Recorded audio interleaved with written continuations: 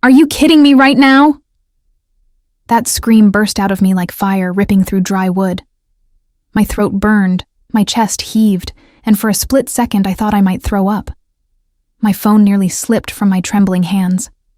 My body was shaking so violently, I had to grip the edge of the counter just to stay standing. Tears stung my eyes, but I held them back. No way was I going to let either of them see me break. My lips quivered, my stomach churned like it was twisting, in knots, and I swear my heart was pounding so hard it felt like it might crack my ribs. Imagine this. Seriously, imagine this. You've built your life with someone. 8 years of marriage, not arranged, not forced.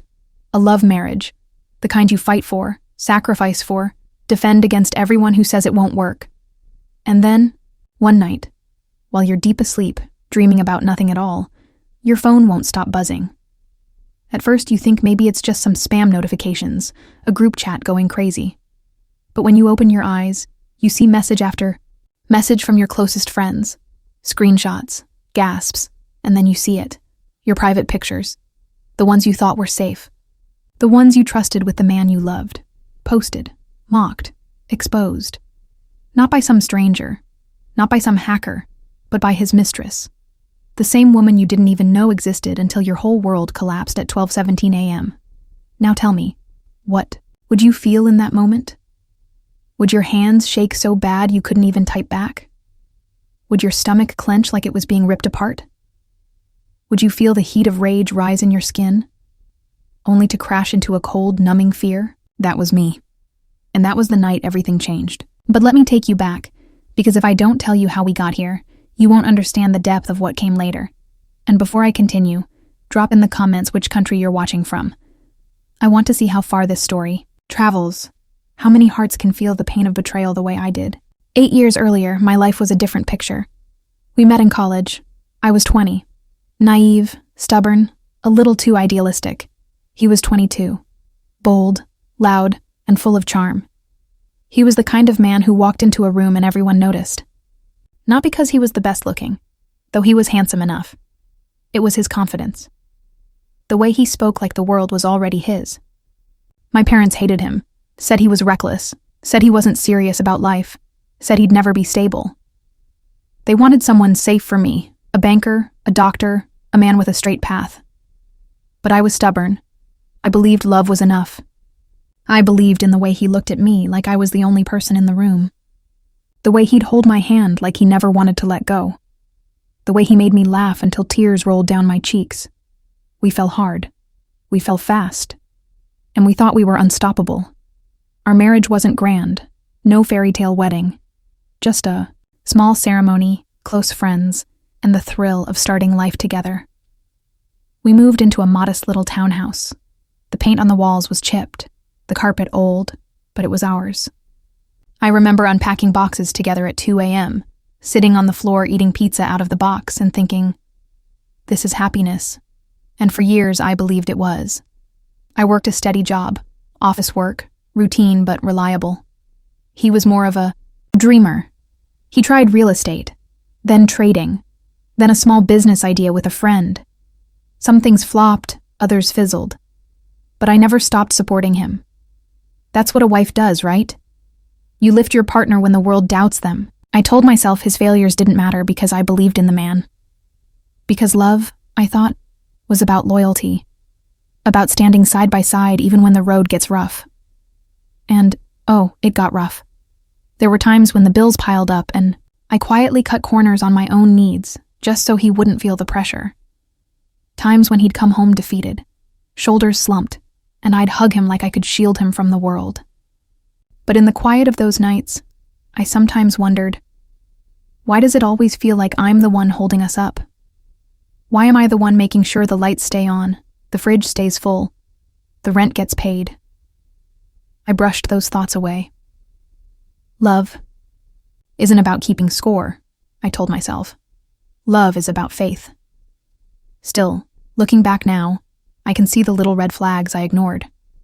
Like how he'd stay out late sometimes, claiming business meetings that never seemed to lead anywhere. Or how his phone suddenly had more passwords than a bank vault. Or how he grew distant some nights, lying next to me but a million miles away. I told myself it was stress. I told myself every marriage has ups and downs.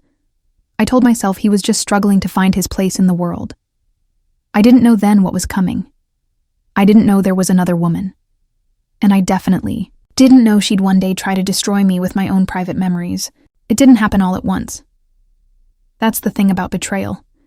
It creeps. One day you wake up and realize the person beside you has already been gone for months, maybe years. It started with late nights. He'd say he was with friends, or in meetings, or just out clearing his head. At first, I didn't think much of it. Everyone needs space.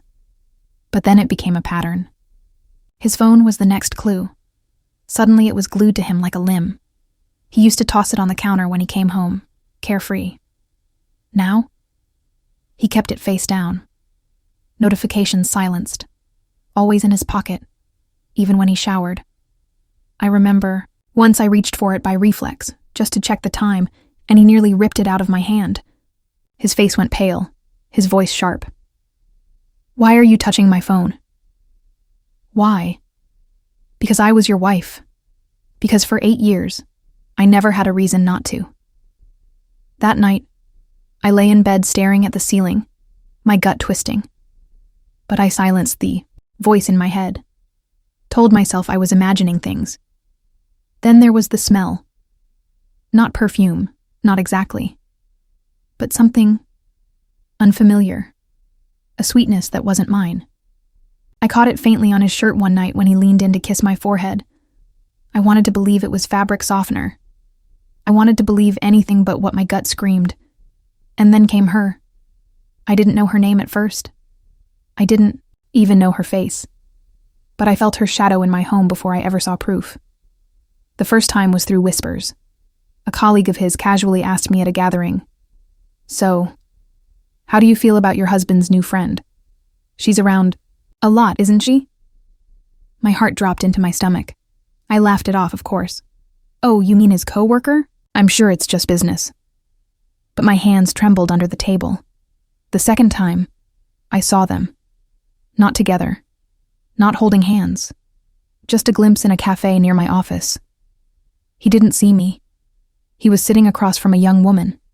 Maybe 28. Pretty. Too pretty. She leaned in close, laughing at something he said. He looked alive. Brighter than he had with me in months. I walked past before he noticed, my chest tight, my nails digging crescents into my palm. That night, when he came home, I asked him straight, "Who is she?" He didn't even flinch, didn't stutter, just smirked. "She's a client. You're being paranoid." And like a fool, I wanted to believe him. I wanted to believe my husband wouldn't betray me after 8 years of love, sacrifice, loyalty. But the truth was already spreading through the cracks. Weeks turned into months. He was gone more often. Colder when he was home. Our dinners grew quiet. Our bed felt colder. He barely touched me anymore. And when he did, it felt absent. Like I wasn't the one in his head. And then the final nail. I was doing laundry when I found it. A receipt in his jacket pocket. 2 glasses of wine, 1 entree, 1 dessert. Candlelit restaurant. Date night. Except I wasn't there. My hands shook as I held the paper. My throat burned. I wanted to confront him, to throw it in his face. But instead, I slipped it into my drawer. A seed. Proof. Because by then, I knew. I knew my husband had another woman. I knew my love, marriage had turned into a lie. And still, I didn't know how cruel it was about to get. Because betrayal wasn't just about lies and late nights. It was about humiliation, about destruction, about her, the mistress, deciding that stealing my husband wasn't enough. She wanted to ruin me, and she had no idea who she was dealing with. Midnight. That's when my life detonated. I was asleep, curled up on my side of the bed, the soft hum of the fan filling the silence. He wasn't home yet. Not unusual these days. My phone buzzed once, twice. Then it wouldn't stop. A chorus. of notifications lighting up the screen. I groaned, half asleep, and reached for it. My eyes squinted at the brightness. And then, my stomach dropped so violently. I thought I might be sick. Screenshots. Dozens of them. From friends, from cousins, even from a coworker. And in every single one, me. Our private photos. My private photos. Pictures I trusted my husband with. Pictures never meant for the world. Pictures of me, vulnerable, intimate, exposed. Posted on Instagram, not on his account, on hers, his mistress. She had plastered my body across her stories like a trophy, like a weapon, with captions dripping poison. Look what he comes home to, and look what he escapes to. Wife material or leftover material? Laughing emojis, hashtags. I couldn't breathe. My chest heaved. My skin burned hot with shame, then cold with fear. My hands shook so violently I dropped my phone. I picked it back up. Notifications kept pouring in. Friends texting, "Are you okay?" "Oh my God, I'm so sorry. Is this real?" My heart was pounding in my ears. My lips trembled. I could barely type back. I called him. Once, twice, 10 times. No answer. At 1:13 a.m., he finally walked in. Casual, smelling of her perfume, smirking like nothing was wrong. I was waiting, phone in hand. Tears streaking my face. "How could you?" I screamed, shoving the phone at him. "Our pictures? She posted them." His face drained of color. He grabbed the phone, scrolled, swore under his breath. Then, he had the audacity to look at me and say, "Don't react. Don't give her attention. She just wants to get to you." Don't react? Don't react while my body was being passed around like gossip at a midnight circus? Don't react while my dignity was being shredded by a 28-year-old woman who thought she could step into my shoes and spit on me while doing it. Something inside me broke. Or maybe something inside me woke up. Because as I stood there, chest heaving, rage burning through my veins, I realized this wasn't just about her. This was about him too. The man I gave 8 years to. The man who swore to love me. The man who handed her the ammunition to humiliate me. And if they thought I'd roll over, cry quietly, and disappear, they had no idea who I really was. So while he begged me not to make it worse, I already knew. I already had something planned. Something they couldn't stop. Something that would burn every illusion they had to ash. Do you want me to continue into Act 4, the revenge, brutal, emotional, and completely satisfying payback? I didn't sleep that night. How could I?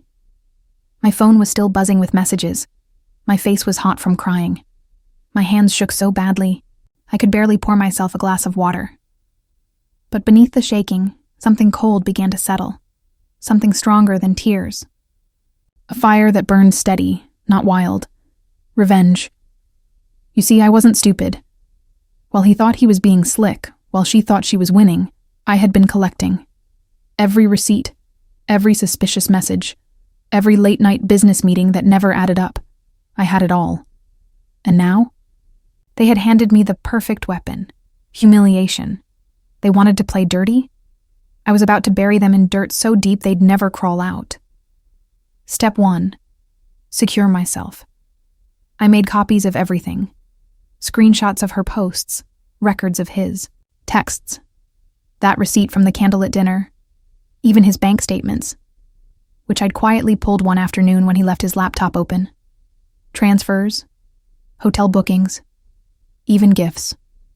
By sunrise, I had a folder so fat it could choke him in. Court. Step 2. Hit where it hurt most.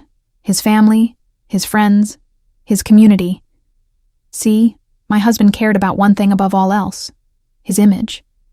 He wanted to be seen as the successful, loving man who beat the odds and built a life with his college. Sweetheart. So I stripped that mask right off his face. I scheduled an email blast. Yes, an email. To every relative, every mutual friend, even a few colleagues. Subject line: the truth about my husband. Inside, proof. Screenshots of her Instagram story, his texts to her, the receipts, A side-by-side picture of me and her, with the timestamp of the night he was working late. By the time he woke up the next day, the email had already dropped. His phone blew up. His mother called me, sobbing. His uncle called him a disgrace. Friends messaged me, "I can't believe this, we're with you." And him? He was pacing the kitchen, face white. Phone pressed to his ear as he tried to do damage control. Too late. Step 3. Her. The mistress. The 28-year-old who thought she could humiliate me and walk away untouched. I knew where she worked. She'd bragged about it on her Instagram, so I packaged the screenshots of her posts. Yes, the ones where she publicly shared my private photos, and sent them straight to her boss with a note. This woman used your company's name in her bio while posting non-consensual, intimate photos of a married woman. Do you endorse this behavior? By noon, her account was gone, deleted, wiped clean, and a mutual friend sent me a message later that day. She got fired. They didn't want the PR mess. Oh, and just to twist the knife? I printed one of her cruel captions and mailed it to her parents' address, the one she listed publicly, years ago on a fundraiser page. No letter, no explanation. Just her words in bold print. Wife material or leftover material. Let her explain that at Sunday dinner. Step 4. The final blow. Divorce. I walked into the lawyer's office the very next week, folder in hand. Adultery, humiliation, emotional abuse, the works. He begged. He cried. He even got on his knees once, clutching my hands, snot running down his face. Please, don't ruin me. Don't take everything. We can fix this. Fix this? I looked him dead in the eye, my voice colder than I thought possible. You didn't just cheat on me. You let her destroy me. Now I'll destroy you. And I did. I took half of everything. More than half, actually, once my lawyer was done. He walked out of that courtroom a shadow. Reputation shredded. Family disgusted. Money bleeding. And me? I walked out taller, stronger, free. Because here's the thing about betrayal. It doesn't end you. It remakes you. They thought they humiliated me. But I turned their humiliation into their own downfall. The silence after war is the loudest thing you'll ever hear. When the court papers were signed, when her Instagram was gone, when his family stopped calling me for updates, there was quiet. No buzzing phone at midnight. No whispers. No humiliation. Hanging over my head like a storm cloud. Just quiet. And in that quiet, I finally heard myself again. I'll be honest with you. I wasn't okay overnight. You don't walk out of 8 years of love and betrayal untouched. Some nights, I still woke up shaking, replaying that moment when my phone buzzed with her venom. Some mornings, I stared in the mirror, wondering if I looked like leftover material. But slowly, I began to see something else in my reflection. Strength. Fire. A woman who refused to break, even when they tried to shatter me.